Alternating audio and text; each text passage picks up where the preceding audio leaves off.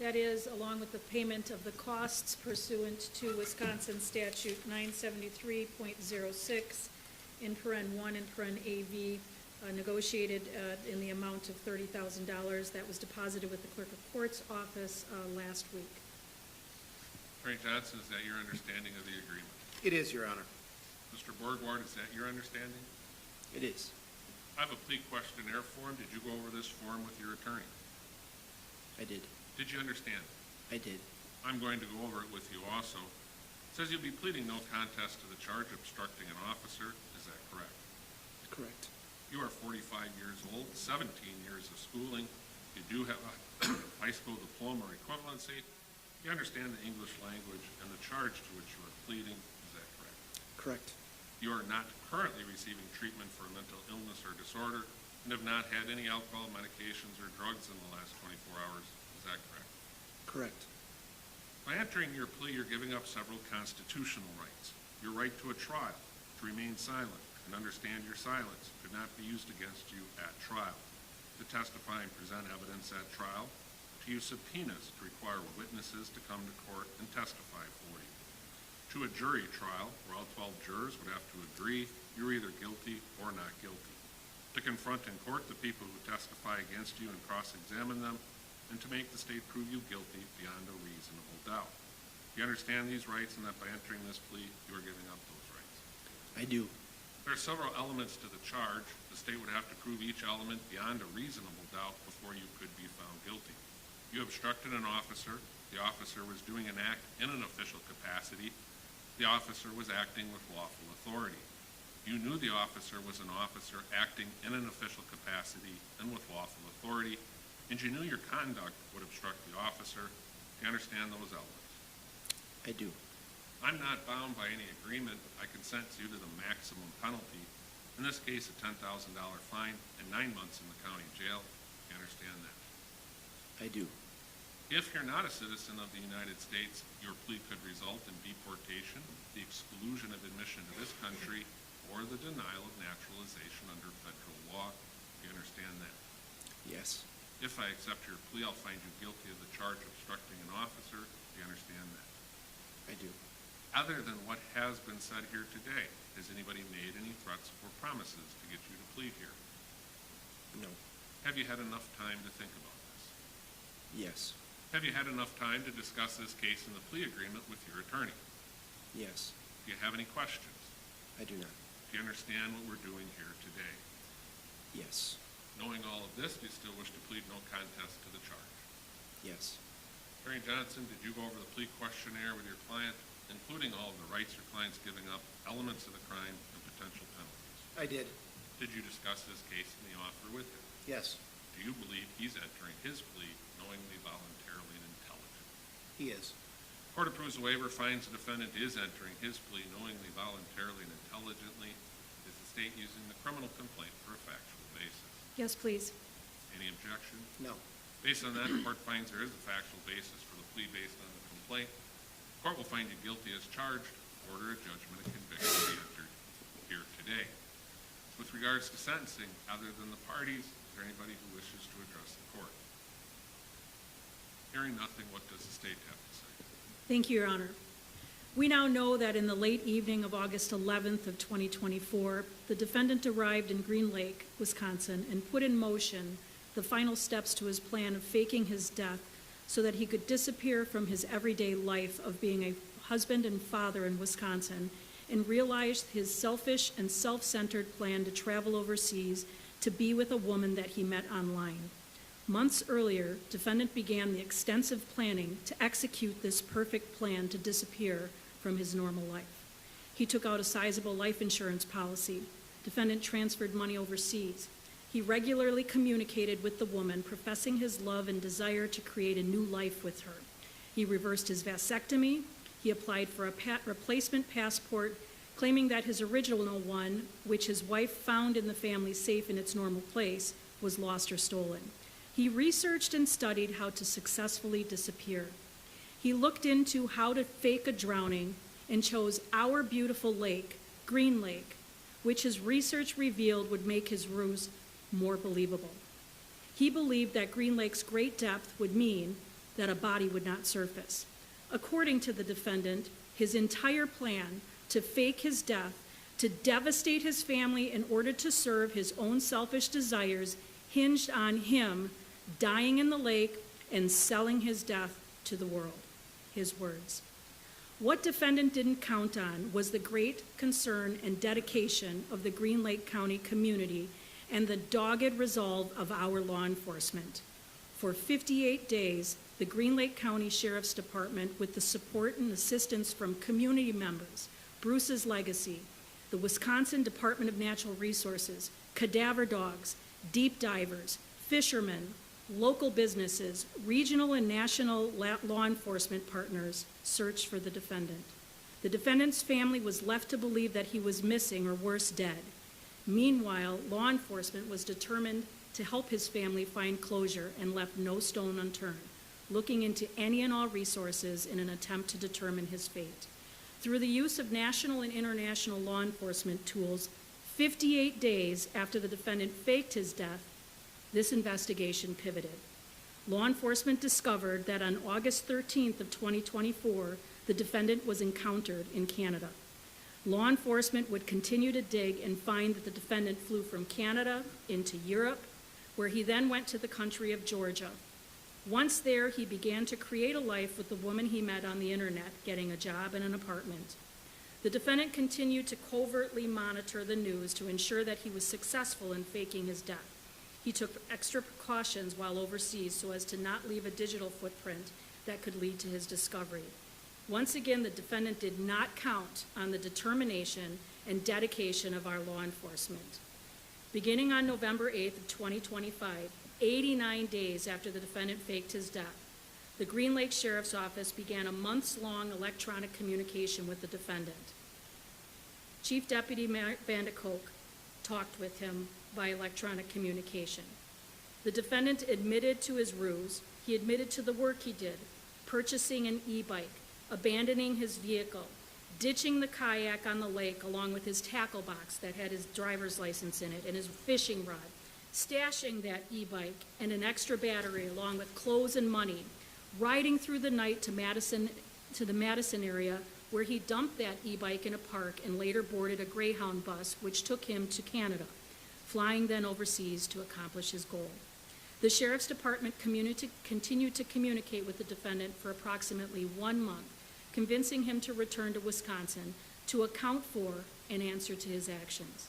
On December 10th, 2025, 121 days after the defendant put his plan into action, he returned.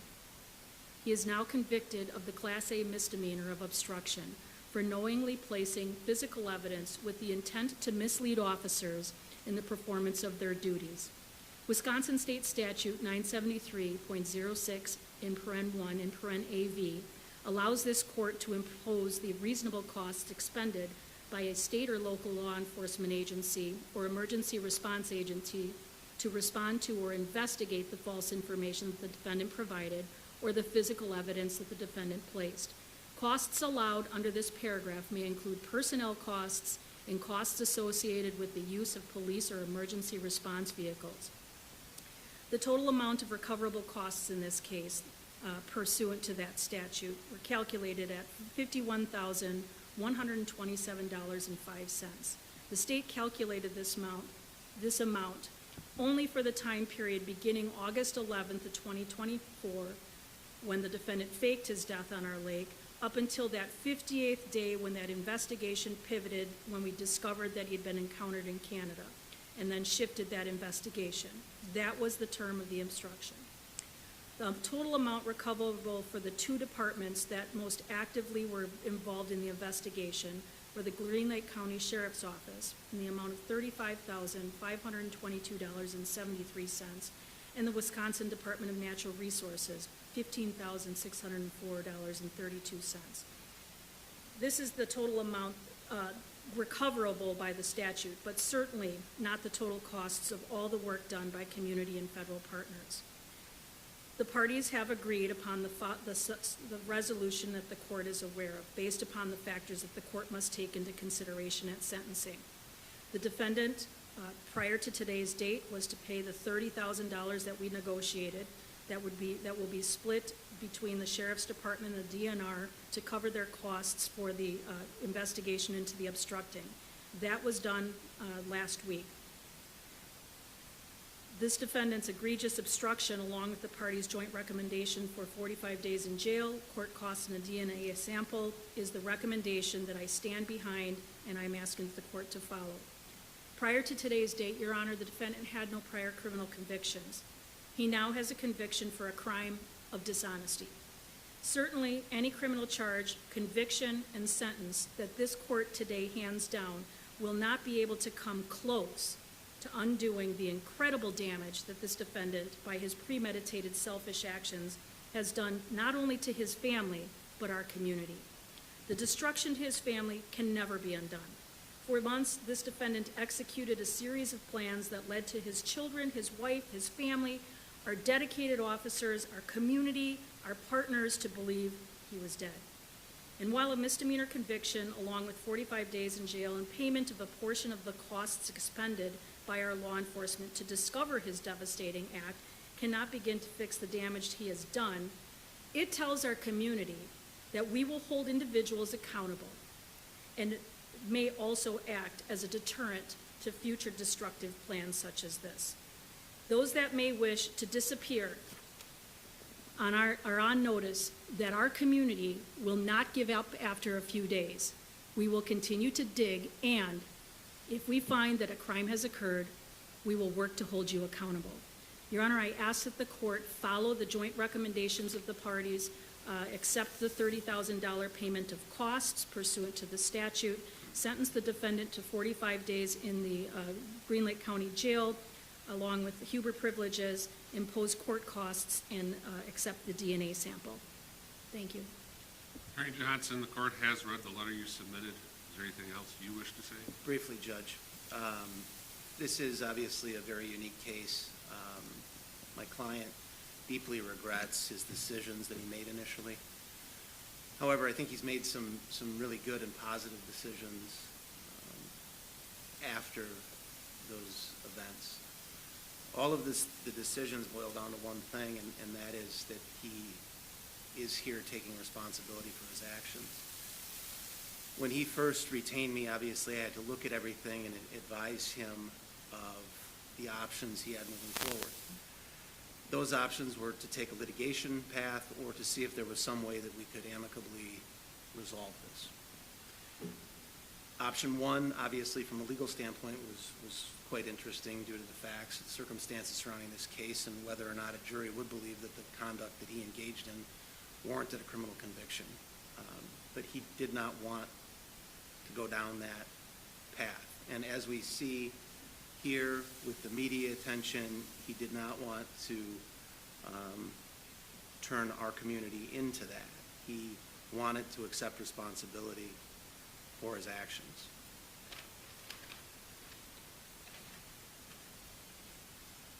He came back from Europe to take responsibility from his actions, and for his actions, and I think that that's worth noting as well, because this was a non-extraditable misdemeanor. If he didn't want to come back, he didn't need to come back. He did, and he wanted to make amends, and that's why he returned. As the state has pointed out, and as the court is aware, he's repaid a significant amount of money for the costs associated with this per statute. He's 45 years old. He has no prior criminal convictions. He's gainfully employed. I think briefly looking at the galleon factors, this makes sense. As to the gravity of the offense, it's a simple misdemeanor. Ultimately, Ryan cooperated. He turned himself in. Character and rehabilitative needs. Other than this isolated incident, there's nothing to indicate any prior criminal history. There's nothing to indicate that any Department of Corrections needs to be involved in any way, shape, or form. He's working. He's taking care of his obligations to his family. He's continuing his education. And finally, the need to protect the public, as the state has discussed. I don't think that he's a danger to the community. I think perhaps what he did warrants some punishment, and is why we are agreeing that the 45-day jail term is appropriate. So I think based upon all of those factors, This is an appropriate recommendation, and I'd ask the court to follow it. Is there anything you wish to tell the court, sir? I deeply regret the actions that I did that night and all the pain that I caused my family and friends.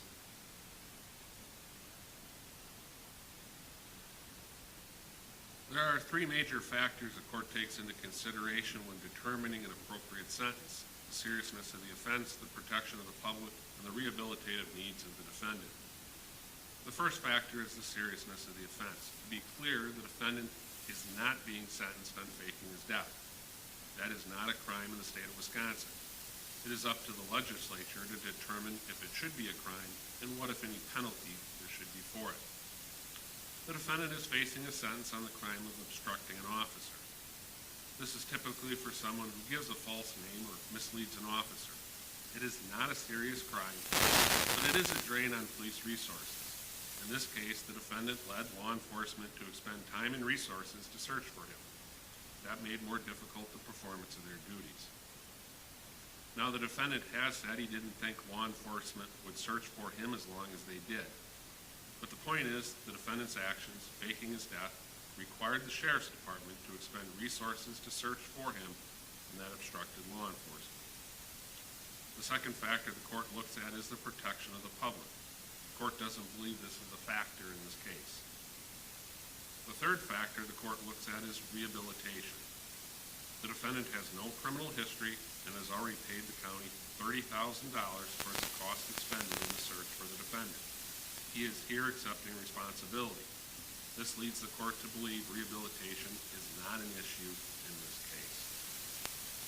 The court recognizes the parties have come to an agreement on 45 days in the county jail. However, the court notes there were 89 days from the date the defendant was declared missing on August 12th until the email from the sheriff's department to the defendant on November 8th. It was during these 89 days that the defendant faked his death, and then, when he realized law enforcement knew he had not drowned,